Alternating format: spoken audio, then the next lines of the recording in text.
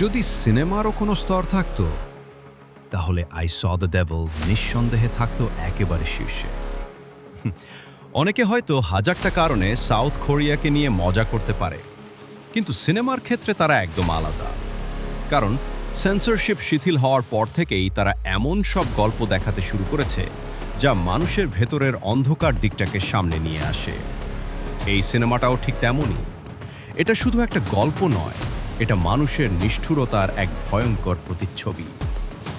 এই গল্প অনুপ্রাণিত হয়েছে বাস্তব এক সিরিয়াল কিলারের ঘটনা থেকে, যা একে আরও বেশি বাস্তব আর ভয়ঙ্কর করে তোলে।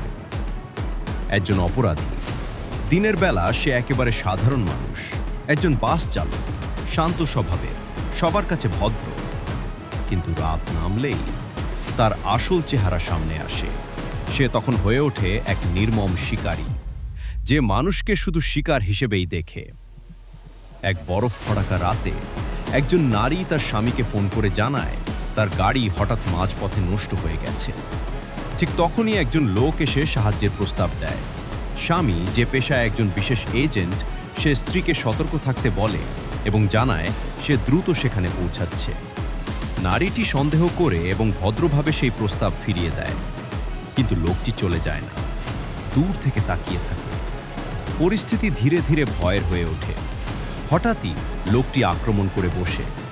নারীটি পালানোর চেষ্টা করলেও সে আর নিজেকে বাঁচাতে পারে না। সেই রাতেই তার জীবনে নেমে আসে এক অন্ধকার পরিণতি। পরদিন একটি শিশু খেলার সময় একটি সন্দেহজনক ব্যাগ খুঁজে পায়। তার ভেতরে যা ছিল তা দেখে সে ভয়ে জমে যায়।